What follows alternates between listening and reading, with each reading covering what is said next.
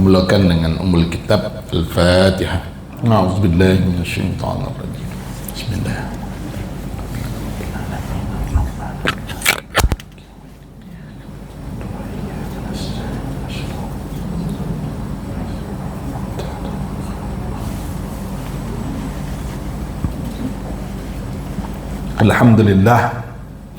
Alhamdulillahilladzi arsala rasulahu bil huda wa dinil haqq liyuzhirahu 'ala ad-din kullihi walau karihal kafirun. Asyhadu an la ilaha illallah wa asyhadu anna Muhammadan abduhu wa rasuluh. Allahumma salli ala sayyidina Muhammad wa ala alihi wa sahbihi wa man tabi'ahum bi ihsanin ila yaumiddin, amma ba'du. Alhamdulillah, kita panjatkan tinggi syukur kepada Allah Subhanahu wa taala. Keizinannya, setaufik dan hidayah daripada Allah, kita dapat bersama pada malam ini untuk kita meneruskan kuliah kita di dalam kitab Nasaih Diniyah wa Wasaya Imaniyah. Dan insyaAllah pada malam ini kita akan menyambung tajuk yang baru, perihal haram, syubhah dan baik. Okay. Ketahuilah wahai saudara-saudara sekalian, moga-moga Allah Subhanahu wa taala mencukupkan kita dan kamu dengan rezeki yang halal, bukan yang haram, dan mengurniakan taufik untuk taat dan tidak bermaksiat kepadanya, kepada Allah, dan dengan kelebihannya kita tiada lagi menggantungkan harapan kepada selainnya. Baik, bahwasanya warak dan memelihara diri dari yang haram atau yang syubhah, serta mencari hanya yang halal sahaja dan memakan dari yang halal semata, dengan menjauhi yang haram dalam perusahaan dan makanan dan seumpamanya, semua itu adalah menjadi perkara yang terpenting sekali di dalam agama dan dikira antara perkara yang boleh mendekatkan seseorang hamba kepada Allah Rabbul Alamin. Baik, pertama sekali kata pengarang kitab ni dimulakan dengan doa. Semoga Allah mencukupkan kita dengan yang halal. Allahumma aghnini bihalalika an haramik. Ya Allah, ya Tuhanku, kau cukupkanlah aku daripada yang halal tanpa perlu yang haram. Sebab itu sebenarnya bila kita sebut al-ghani, kaya, kaya ni terjemahan orang Melayu. Ghani ni bukan kaya, tapi ghani ni maksudnya kecukupan. Kita faham ghani kaya, wallahu ghaniyun, Allah maha kaya tersebut. Sebenarnya ghani ni dalam maksud yang lebih tepat adalah kecukupan. Sebab selama mana kita ni rasa tak cukup, selagi itulah kita miskin sebenarnya. Selagi mana kita rasa tak cukup, selagi itulah kita dipanggil fakir. Fakir ni maksudnya berhajat. Tapi bila kita rasa kecukupan, maka kita jadi orang ghani, orang yang kecukupan lah. Jadi Allah menjadikan manusia ni cukup dengan yang halal. Sebetulnya yang haram ni tak ada keperluan pun. Kita tak ada keperluan pun pada perkara yang haram. Segala yang halal itu sudah mencukupi dan memadai bagi kita. Kalau keperluan kepada yang haram, itu cuma adalah nafsu semata-mata. Kalau setakat nak hidup, yang halal itu sudah memadai dan halal itu sudah mencukupi. Dan doa yang kedua adalah memohon taufik kepada Allah Subhanahu wa taala. Memohon taufik maksudnya memohon petunjuk. Sebab kita ni ada dua, boleh melakukan ibadat ataupun ketaatan, dan boleh meninggalkan maksiat. Sebab apa? Bihaulillahi wa quwwati, dengan kekuatan dan daya daripada Allah Subhanahu wa taala juga. Bukannya kita ni dapat buat taat sebab ilmu kita banyak. Kita dapat buat taat, buat ibadat bukan sebab kita dah pencen, masa banyak lapang. Kita dapat buat ibadat dan taat bukan sebab kita duduk sebelah masjid, sebelah surau. Tapi kita boleh buat taat sebab kita diberi taufik oleh Allah. Dan diberikan kekuatan untuk meninggalkan maksiat ataupun taufik untuk meninggalkan maksiat. Sebab itu terangkum dalam kalimat la haula wala quwata illa billah. Tiada daya untuk melakukan ketaatan melainkan dengan izin Allah, dan tiada kekuatan untuk menolak maksiat melainkan dengan izin Allah Subhanahu wa taala. Dan doa yang ketiga adalah meletakkan penggantungan harap hanya kepada Allah Subhanahu wa taala. Ini mukaddimah permulaan daripada bab ini. Imam Abdullah bin Al-Haddad memulakan dengan 3 doa. Satu, kecukupan dengan yang halal. Yang kedua, memohon taufik kepada Allah. Dan yang ketiga, meletakkan pengharapan hanya kepada Allah Subhanahu wa taala. Baik. Kemudian disebut mengenai satu istilah yang menyelamatkan kita, yang menyelamatkan agama kita. Istilah ni disebut dengan kalimah wara'. Disebut di sini bahwasanya wara' dan memelihara diri. Apa makna wara'? Pemahaman orang tentang wara' ni adalah dia kata wara' ni baik, jalan tunduk ya, wara' betul kan tu. Itu bukan wara', itu tunduk nama. Wara' ni adalah dia meninggalkan yang syubhat atau dia berhati-hati pada perkara yang harus. Itu disebut wara'. Meninggalkan yang syubhat dan berhati-hati pada perkara yang harus. Walaupun benda tu harus, boleh, dalam banyak-banyak yang boleh itu dia juga tetap berhati-hati sebab takut bimbang jatuh kepada syubhat atau yang haram. Sebab benda yang harus kalau berlebih-lebihan dia boleh bawa kepada haram. Tidur harus tak tidur? Tidur harus, tapi kok manjang tidur ya? Tak bangun-bangun sampai tak semayang, haram pula jadi tidur tu. Makan harus, tapi kok panjang makan ni kojo, sampai mendatangkan mudarat, sampai tak menunaikan ibadat, terlampau konyang benar, tersandal langsung terlopes semayang maghrib umpama. Maka yang harus berlebih-lebihan boleh jadi haram. Bercakap harus, berbicara harus, tapi kalau berlebih-lebihan dalam berbicara boleh jatuh kepada yang haram. Jadi ini dipanggil wara'.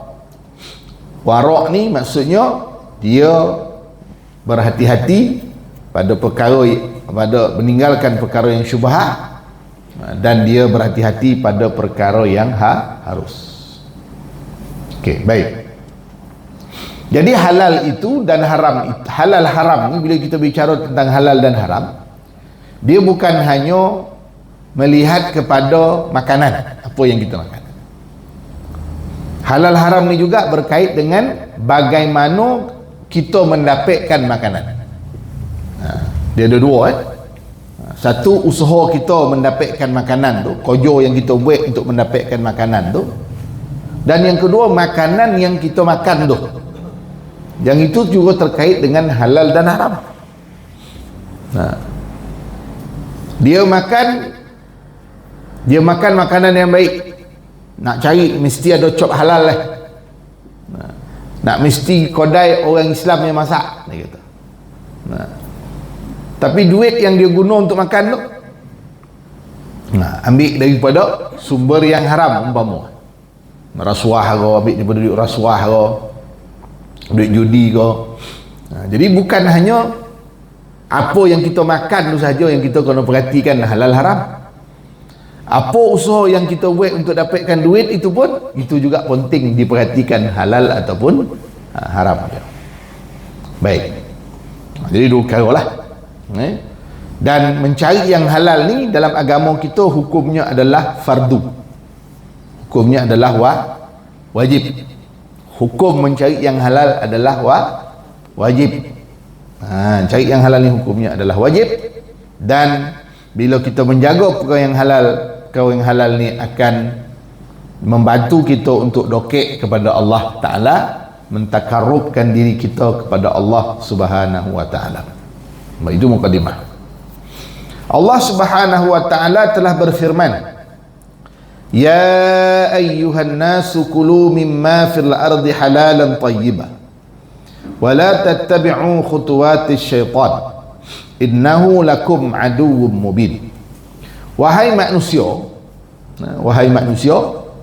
dalam Quran ni kalau Allah panggil manusia ni ada dua panggilan, satu wahai manusia, satu lagi wahai orang beriman.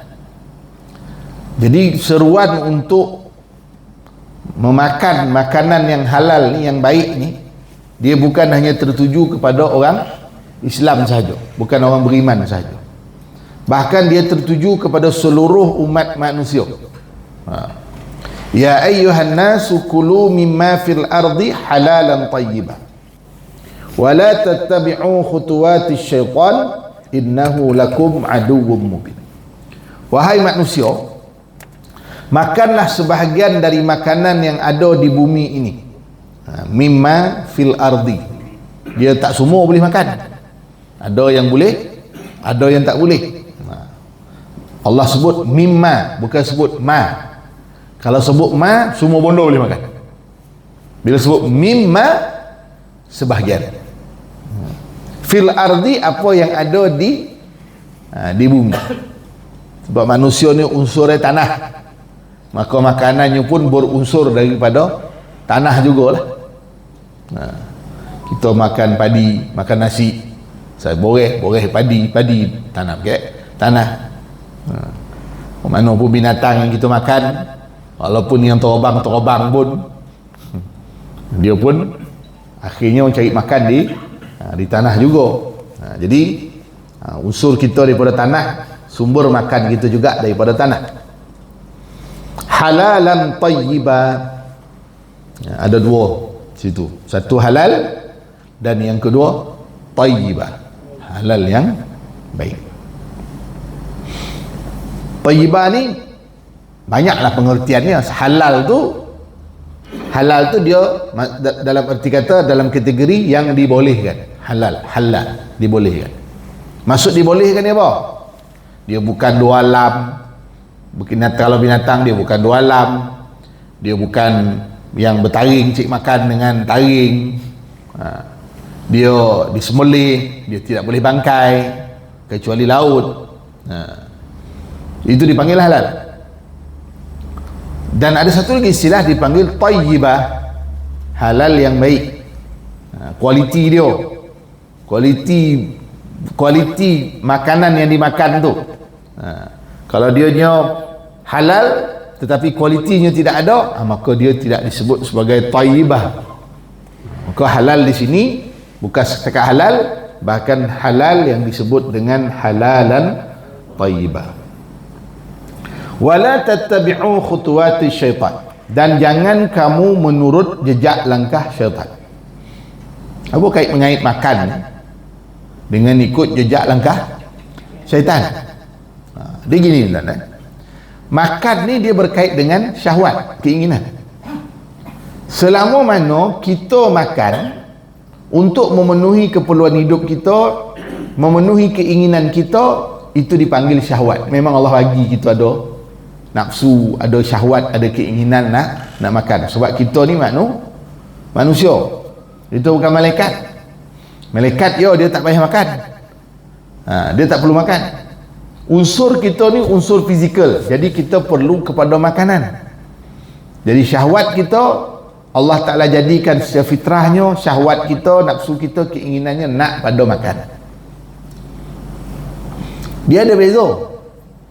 Bila kita memenuhi keinginan nafsu ataupun syahwat, kita hanya akan makan pada kadar keperluan kita. Maksudnya jaga yang halal, ikut keperluan. Tapi bila melepasi daripada border, melepasi daripada batas yang Allah letakkan, itu adalah merupakan tipu daya ataupun ajakan daripada syaitan. Itu beza tu. Nak makan, makan. Sebab memenuhi keperluan nafsu kita, syahwat kita. Tetapi bila mana berlebih-lebihan, ambil yang haram, ambil yang tak baik, ambil yang haram, maka ia termasuk dalam perkara yang menjadi jejak langkah syaitan. Itu dia beza tu. Syahwat, keinginan nafsu syahwat, dan juga apa ni, bisikan ataupun ajakan daripada syaitan.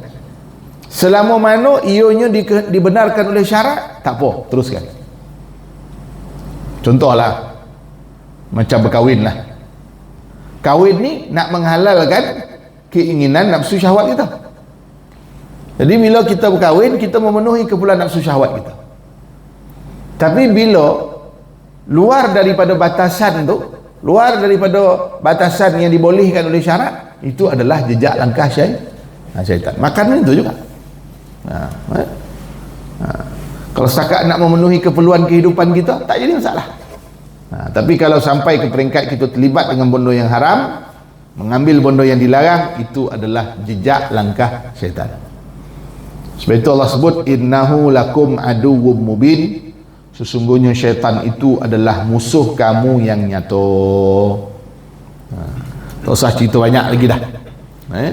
Baik, firmannya lagi, kulu mimma razaqakumullahu halalan tayyibah wattaqullaha allazi antum bihi mu'minun. Dan makanlah yang halal dan yang baik dari apa yang Allah rezekikan kepada kamu, dan patuhlah kepada Allah dan yang kepadanya kamu telah beriman. Ini satu lagi ayat yang Allah Subhanahu wa taala menyeru supaya kita memakan makanan yang halal dan thayyibah, halal yang baik. Dia berkait juga dengan perkara-perkara dalam soal penyediaan dia, ataupun kesan daripada makan tu ada mudarat tak ada mudarat kepada kita, kan?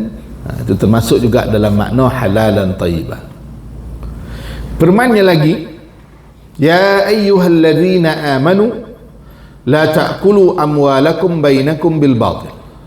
Wahai orang-orang yang beriman, janganlah kamu memakan harta sesama kamu dengan secara batil.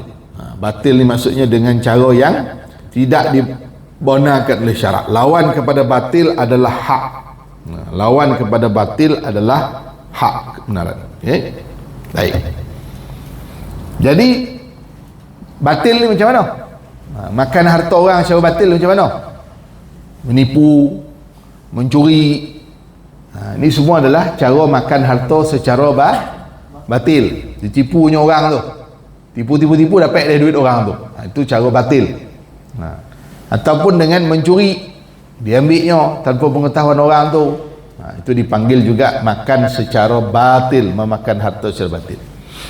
Kita ada keinginan untuk memiliki, keinginan untuk mempunyai apa yang dimiliki oleh orang lain. Boleh ke tak boleh? Dalam agama benarkan kita ni, kalau berkeinginan memiliki benda yang ada pada orang lain, agama benarkan banyak cara. Antaranya apa? Wa halallahu al-bai'a wa harrama riba. Allah menghalalkan jual beli dan Allah mengharamkan riba. Boleh. Boli ko, sewa ko, pinjam ko, itu semua benda yang dibenarkan oleh syarak. Tapi pinjam ni kena betul pula. Ada kaedah pinjam dia. Pinjam namanya mesti pinjam. Akad pinjam, caranya pun mesti pinjam. Dalam agama ni, dalam Islam ni, bila pinjam tu mendatangkan keuntungan, itu disebut riba.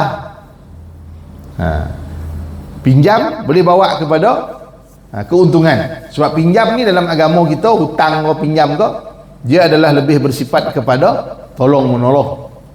Dia bukannya mencari keuntungan. Nak cari keuntungan namanya apa? Jual beli nama. Kalau betul-betul nak untung, jual beli. Jangan pinjam. Itu dah kaedah lah agama kan. Baik. Itu cara kita mendapatkan harta. Kadang orang sangat sensitif bila sobut babi ni. Sebab makanan babi ni kompom haram. So melonting dah. Pernah saya ingat dulu orang boikot makan coklat. Apa nama coklat yang itu? Cadbury. Sebab ada kandungan 0.0008. Gelatin kata dia. Itu kata orang. Oh, langsung orang tak makan. Tak makan sebab dia kata ada kandungan babi, dia kata. Allah alam, very sensitive. Orang Melayu ni kalau cerita babi ni, dia sangat sensitif. Tapi cuba cerita rasuah. Rasuah, salah guna kuasa, yang tu dia relax, yang tu dia tak sensitif macam dongan babi tu. Dia jawab apa? Biasalah tu. Dia ada peluang, dia balun lah. Cuba kita pun balun. Macam tu pula. Dia tak sensitif benda tu, dia tak berasa benda tu salah. Duit kopi kita. Duit kopi kita. Kopi. Apa panggil? Dinormalisasi benda tu. Seolah-olah benda tu tak salah. Dah biasa. Padahal benda tu dalam hukumnya dipanggil juga batil sebenarnya. Itulah kita sensitivity. Kalau babi jangan. Babi ni yang dah boli Bruce Cat yang ada babi dah. Ada bulu babi je. Mahal bulu cat tu. Buang. Buang. Diorang ada bulu babi. Saya tengok satu video tu, orang Cina tu dia ajar, orang Cina hardware tu dia ajar macam mana nak kena bulu babi dengan bulu tak babi kan. Kalau yang sintetik tu, yang tu tak bulu babi. Tapi kalau dia tak tulis sintetik tu, yang tu ada kebabian dekat situ. Jangan. Orang Melayu kalau bab ada babi-babi ke apa ke. Allahu a'lam. Jadi sama je haram juga. Sensitivity itu. Baik. Bersabda Rasulullah sallallahu alaihi wasallam, khairu dinukum. Okey. Sebut oleh Nabi sallallahu alaihi wasallam, sebaik-baik agama kamu al-wara ataupun al-war'. Baik. Selalu kita dengar kalimah wara' ni. Okey. Kalimah wara' ni sesuatu yang kita selalu disebut-sebut dan kita sentiasa diperingatkan tentang perkara yang berkait dengan wara'. Dan wara' ni termasuk dalam salah satu daripada akhlak yang murni di dalam agama ataupun akhlak yang mahmudah, akhlak yang terpuji di dalam agama. Baik. Apa makna wara'? Wara' ni hakikatnya adalah seseorang meninggalkan apa yang diharamkan oleh Allah. Itu disebut sebagai wara'. Baik, itu wara' ni ada 3 peringkat. Wara' haram, wara' pada perkara yang syubhah, dan wara' pada perkara yang harus.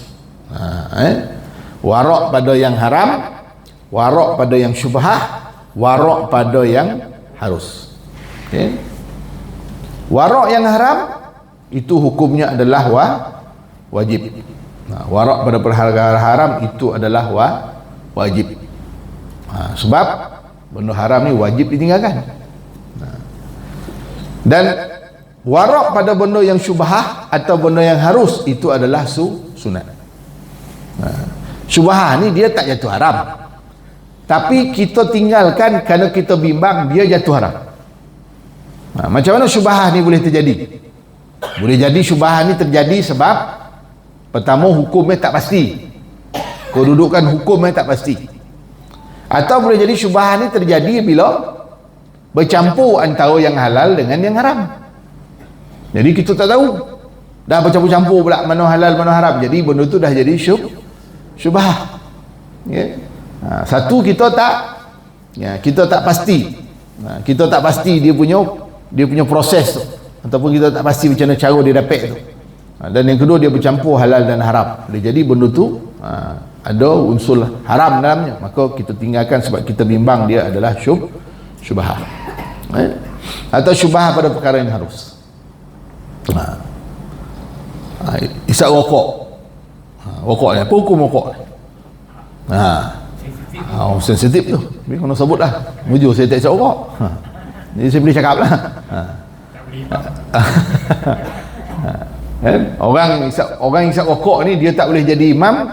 Kalau tengah jadi imam dia isap rokok. Itu je. Itu je lah. Kalau tengah semayang dia tak isap rokok, boleh lah jadi imam. Nak cari betul-betul imam yang tak isap rokok yang lama-lama ni susah. Banyakkan isap rokok. Orang dulu-dulu kau jauh korek, pergi motor isap rokok, nak ngelakkan nyamuk. Tapi nak elak lah. Tapi jangan dia merokok time dia tengah jadi imam. Atau yang kedua, saya pesan imam tu, jagalah sensitivity. Dah elok pakai jubah ke sorban tu, salah isap rokok. Nak sembahyang Jumaat dan nak pergi sembahyang Jumaat, on the way sembahyang Jumaat. Ni nak pergi sembahyang Jumaat ni kan nak baca khutbah kejap lagi ni sampai ada fuk dah on the way tu. Dia elok dah jubah sorban ni kan nak naik jadi imam. Dah elok berwuduk bagai dah. Janganlah. Jagalah benda macam tu. Jadi kita katalah rokok ni syubhah lah. Syubhah. Tak naklah kata haram tu, sebab tak jelas dalam Quran dan hadis tak sebut. Tak ada secara jelas disebut rokok ni hukumnya haram dalam Quran atau hadis. Tak ada, memang tak ada dalil. Tak ada. Dadah pun tak ada dalil dalam Quran kata haram. Tak ada. Ada ustaz tu dia ceramah dekat pusat serenti. Dia kata ustaz kata haram dadah. Mana dalam Quran sebut dadah haram? Ustaz tu jawab, ada. Dia kata fi amadim mumaddadah. Nak mana? Sebut dia ustaz tu. Itu tak ada kena mono dengan dadah tu dah. Jadi dia tak jelas. Kalau tak jelas apa sikap kita? Benda tu syubhah lah. Dulu dihukumkan makruh oleh ulama-ulama dahulu. Sebab lebih kepada bau disamakan hukumnya macam makan bawang sebelum solat. Nabi larang sahabat makan bawang. Arab ni bawang putih ni dia tolak macam tu ya. Baik jorok dia makan macam tu lah. Orang Arab lah. Bawang, makanan-makanan berbau ni Nabi kata makruh makan sebelum solat. Jadi ulama dulu menyamakan hukum rokok ni macam makruh sebab sama macam bawang. Macam bawang dalam hadis Nabi kata jangan makan kalau nak pergi sembahyang berjemaah. Jadi bau lah. Macam kita lah makan durian. Nak pergi sembahyang makan durian dulu. Sampai ke masjid, angkat takbir, Allahu Akbar. Bau kau elok tak apa, sampai alih bau lah. Jadi itu dia punya kedudukan lah. Jadi katalah syubhah sekalipun. Tak adalah kata wajib, tak adalah kata sunat kan. Syubhah lah. Syubhah tu kita waraknya kita tinggalkan perkara tersebut. Jadi tuan-tuan dan rahmati Allah, warak ni dia datang daripada rasa takut kepada Allah Ta'ala lah. Orang yang warak ni adalah orang yang takut kepada Allah, orang yang tunduk kepada Allah Subhanahu Wa Ta'ala. Baik. Jadi kita sebaik-baik agama kamu ialah warak. Benda yang kita tak pasti eloklah kita tidak mengambilnya. Tambah zaman hari ni. Zaman hari ni bila inovasi teknologi ni makin berkembang, keadaan sesuatu benda tu kadang-kadang asalnya kita tidak tahu. Maka kita memerlukan penjelasan daripada orang yang lebih pakar. Itu disebut dalam hadis, yang halal tu jelas, yang haram tu jelas. Antara keduanya ada syubhah. Yang syubhah ni ramai orang tak tahu, melainkan pakar-pakar dia. Jadi apa yang zaman kita ni, apa yang kita perlu pegang? Yang kita perlu pegang adalah pandangan orang yang ada autoriti. Bila orang ada autoriti ni beritahu boleh, kita peganglah boleh. Kalau orang yang berautoriti kata tak boleh, maka kita peganglah kata tak boleh. Siapa berautoriti kat Malaysia ni? Yang berautoriti antaranya mufti. Kalau dalam bab-bab saham ni, ada satu jawatan kuasa dipanggil SC, Suruhanjaya Security. Suruhanjaya Security ni dia menyenaraikan dalam bursa saham tu mana saham yang dia tak panggil halal lah, dia panggil saham yang patuh syariah dengan saham yang tak patuh syariah. Jadi yang kategori yang meletakkan, mengkategorikan dia ni patuh syariah tak patuh syariah adalah orang yang pakar. Kita tak kaji bab tu. Hari ni orang banyak dia suka nak jadi kaya copet hari ni. Dia copet, dia suka nak jadi kaya copet. Jadi bila orang tawarkan dia satu-satu bisnes, satu-satu perniagaan, dia dah gambang mata tengok tawaran tu. Letak 10,000, dia kata 6 bulan dah jadi 1 juta. Mana kawan tu tak meloncek dah. Itu yang kena scam kadang-kadang. Habis duit gratuity pension kena scam. Dah elok dapat 300,000 dah. Tak cukup, nak 3 juta. Melabu habis lobo je dia. Langsung habis. Kan? Bamulah. Jadi jangan ada, kita kena rujuk kepada yang berautoriti. Sebab itu hari ni scammer ni dia pandai. Dia buat iklan, dia bubuh gambar ustaz-ustazah yang terkena ni. Pelaburan patuh syariah, dia tepek gambar ustaz-ustazah. Orang pun, ui ni ustaz ni dan goma ni kita. Ustazah ni dan goma ni, dia pun ikut. Padahal scam. Muncullah gambar saya tak ada, sebab saya tak terkenal. Kalau saya terkenal dengan saya pun kena bubuh tepek gambar tu. Jadi kita rujuk kepada pakar lah. Fas'alu ahlal zikri, tujuk kepada orang yang ada autoriti. Sebab itu kalau mufti kata boleh, kita janganlah memandai-mandai kau tak boleh pula. Sebab mufti dia dah keluarkan fatwa, pandangan berdasarkan kepada seluruh aspek yang dilihat. Contoh apa dulu ESB. ESB dulu fatwa kata dia tak patuh syariah lah. Sekarang ada pandangan fatwa kata boleh. Yang Selangor kata tak boleh. Ada yang kata, dulu Selangor kata tak boleh. Sekarang ni dah ada keharusan. Bila dah ada keharusan, kalau kita rasa nak warak, tak nak ambil, suka hati kita lah. Tapi bagi orang yang ambil, orang yang buat, dia berpegang kepada keharusan tersebut yang dipegang. Inilah kita jadi lagi pandai daripada mufti lagi lah. Sumpahlah dulu macam apa tuan? Vaksin COVID lagi. Vaksin COVID. Ada orang ni lagi pandai daripada mufti lagi. Mufti kata boleh, harus hukumnya cucuk vaksin ni.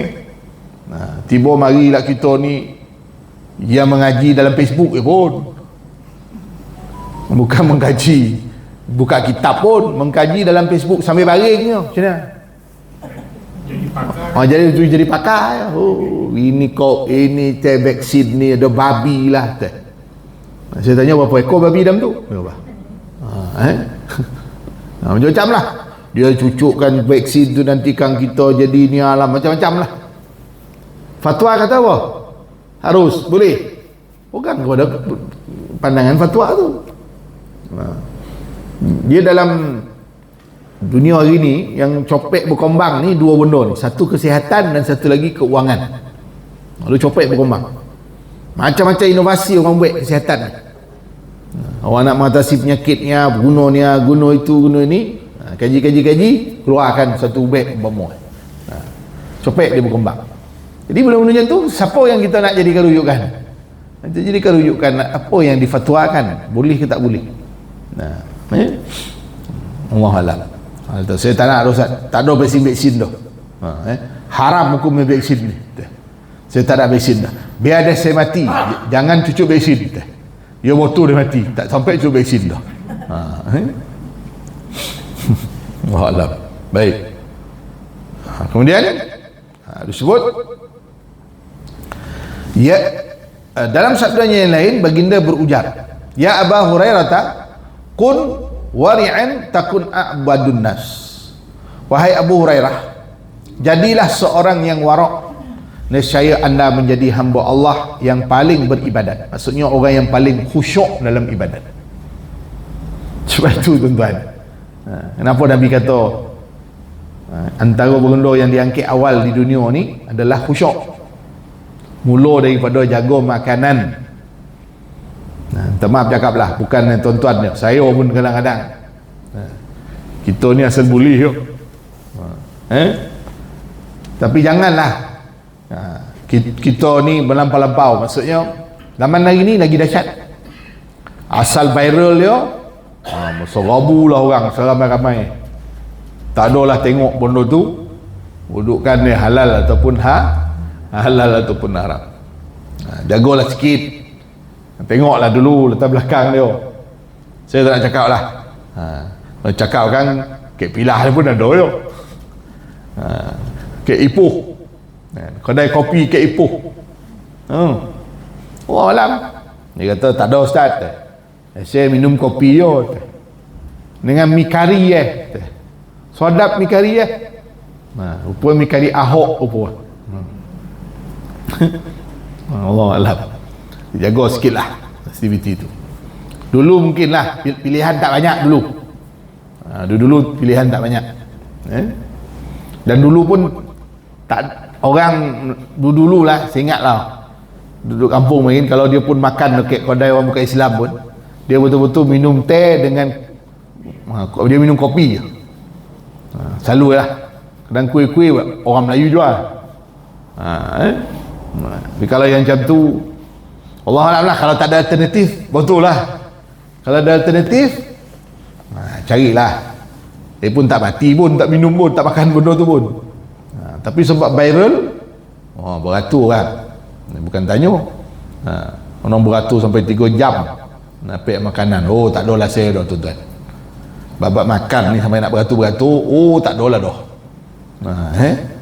Carilah makanan yang tak beratur tu, tak sedap pun tak apa.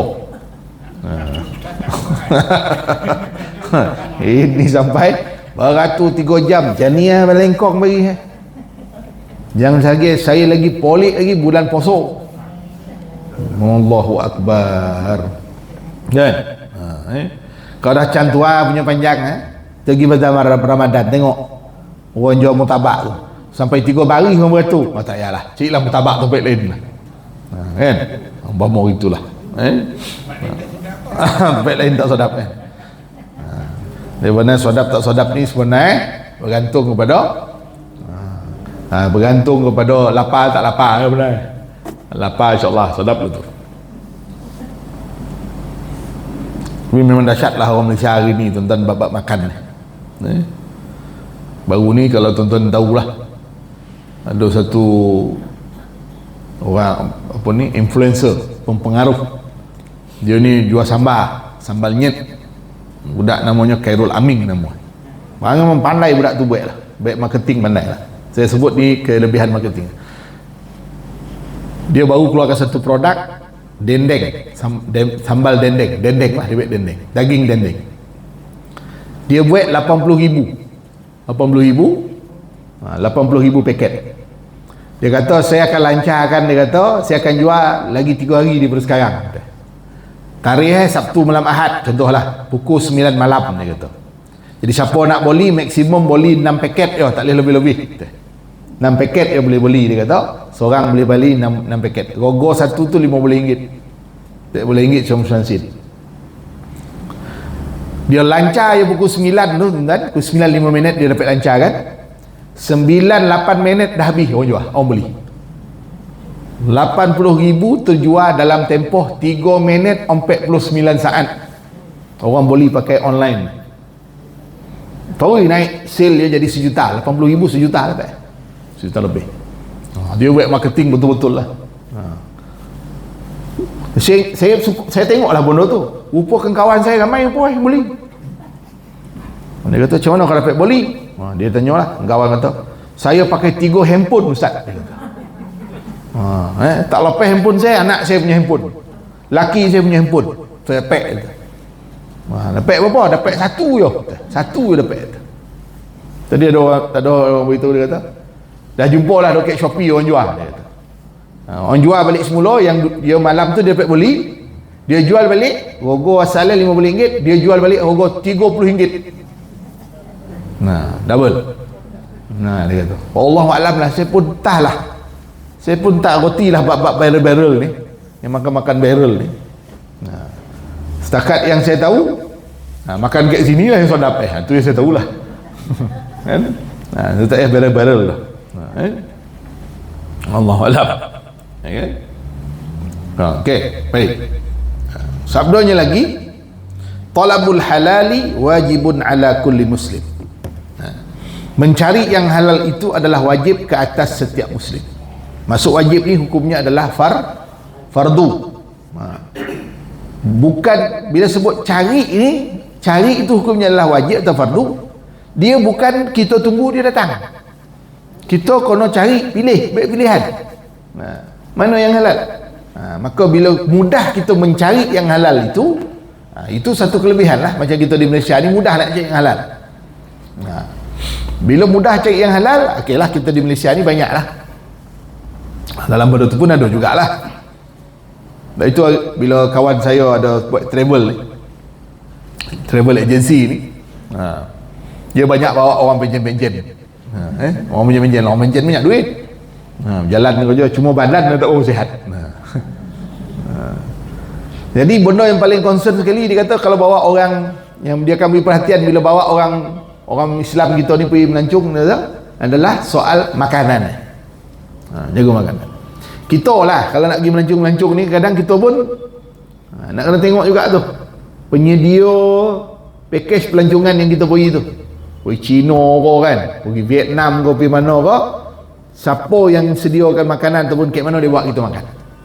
Pergi Mekah tak apa kan, Mekah Madinah tak apa.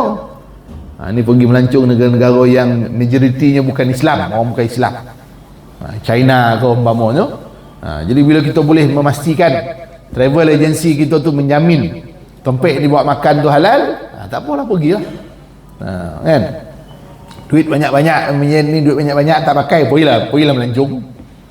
Dulu tak sopek pasal tak berapa ada duit, ni jam ada duit. Dulu sibuk, badan sihat, duit lah tak ada. Ni siap ni, duit ada, badan lah tak berapa nak sihat, pun satu hal juga tu. Itu kawan saya yang bawa pelancongan ni, dia cerita kalau bawa orang lama-lama ni ustaz, orang tua-tua ni, dia kata jadual tak boleh kotak-kotak, kata. Berjalan satu tempat 2 jam, rehat 4 jam, kata. Itulah pengalaman lah. Jadi cari yang halal, cari yang panggil pengendali package pelancongan tu yang memastikan bawa kita tempat makanan yang halal, yang baik, yang halal lah. Hari ni macam-macam orang dah offer yang ni, sebab orang tahu sensitivity orang nak cari. Sebab tu hari ni kalau naik kapal cruise yang mewah tu pun, dulu susah kak, tapi sekarang ni cruise tu pun ada menawarkan makanan yang halal untuk orang yang ni. Akhirnya dia jadi industri, industri makanan halal industri. Tapi yang tak berapa seronoknya adalah, bukan tak seronok lah, industri halal ni 70% dipegang oleh orang bukan Islam. Industri, sebab industri. Toke-toke yang buat biskut lah umpama, memang halal biskut tu, tapi dia punya toke dia, owner dia adalah orang bukan Islam. Sebab dia senang kan, dia tahu market dia orang Islam, dia nak jual ke orang Islam, maka dia kena pastikan makanan yang dia bawa tu ataupun makanan yang dikeluarkan itu adalah makanan yang dapat sijil halal, sebab nanti orang Islam tak nak boleh. Jadi dia sanggup ikut peraturan tu. Di Seremban ada satu restoran, nama restoran tu Lehpak nama. Dia Jabatan Agama ada buat majlis lu pelancaran. Toke Lehpak tu orang bukan Islam, orang Cina lah. Saya tengok daripada dokek betul-betul Cina. Memang di Cina lah, bukan Islam. Tapi dia berjaya dapat sijil halal sebab dia ikut semua syarat. Akhir dapat sijil halal. Orang pekerja dia, supplier ayam dia, supplier bahan-bahan yang dia gunakan, semua tu dicek tu. Sebab itu sebahagian daripada kopi tiam tak ada sijil halal. Sebab apa? Sebab dia ambil makanan ataupun dia ambil sumber makanan kadang-kadang daripada tompek-tompek yang bertukar-tukar. Dia macam KFC, McD, kenapa dia halal? Sebab ingredient dia punya bahan dia pakai itu disahkan halal. Ayam yang dia ambil daripada ladang yang disahkan halal. Berapa lama ladang tu dia ikat kontrak? Katalah setahun, maka setahun lah dia akan bagi sijil halal kat dia. Sebab separuh peniaga dia kadang tak mahu cakap lah, kita cuma mengharapkan kejujuran orang Islam peniaga je. Kita pergi kedai tom yum orang Islam, memang tak ada logo halal pun, cuma kita percaya sebab dia orang Islam je. Kalau dia amanah, dia jujur, dia akan cari ayam daripada tompek yang maksudnya yang halal lah, yang ladang yang halal, ataupun ambil daripada tompek yang halal. Kalau dia tak jujur, dia nak yang murah-murah. Jadi kita makan, kita cuma yang restoran orang Melayu Islam kita ni, dia tak ada cok halal pun. Atas apa? Atas percaya dia orang Melayu Islam, itu ya. Bukan saya nak suruh tuan-tuan tanya, tidak. Kita tengok kedai orang Islam mana ada disahkan kedai ni halal, tidak. Sebab kita percaya dia orang Islam jaga tu je. Dan kedai mamak, majoriti kedai mamak tak ada cok halal, tak ada halal. Kalau kat Seremban ni, antara yang halal ni, yang kedai mamak lah, kategori mamak yang halal ni pelito tu. Pelito tu je. Yang lain tu gelito. Kedai mamak lah. Dia panel dia sama sensuri kan, dia jaga lah. Kadang kedai mamak ni separuh dia nak nampak dia halal sikit, dia bubuh ayat Quran. Allah alam. Jadi dia jaga. Itulah dia memang dah berdosa orang sedekah kapi. Jadi dia tak amanah lah, tak jujur. Jadi kalau kita dapat elak, kita elak lah. Tak ada pilihan ni, ada mamak je. Baik. Kemudian yang akhirnya talabul halal faridatun ala ba'dal faridah. Mencari yang rezeki yang halal adalah fardu sesudah menunaikan fardu sembahyang. Jadi mencari yang halal ni hukumnya adalah fardu, hukumnya adalah wajib. Jadi wajib kita berusaha mendapatkan yang halal, kerana dia juga adalah sebahagian daripada tuntutan agama. Sabdanya lagi, yang ni kita sambung minggu depan lah kot, insyaAllah. Depan wallahu a'lam. Jadi kita tutup dulu dengan tasbih kafarah dan surah wal asr. Bismillahirrahmanirrahim. Wal asr innal insana lafi khusr illa alladhina amanu wa amilus salihati wa tawasaw bil haqq. Asyhadu an la ilaha illa anta astaghfiruka wa atubu ilaik. Wallahu ta'ala a'lam. Wassalamu alaikum warahmatullahi wabarakatuh.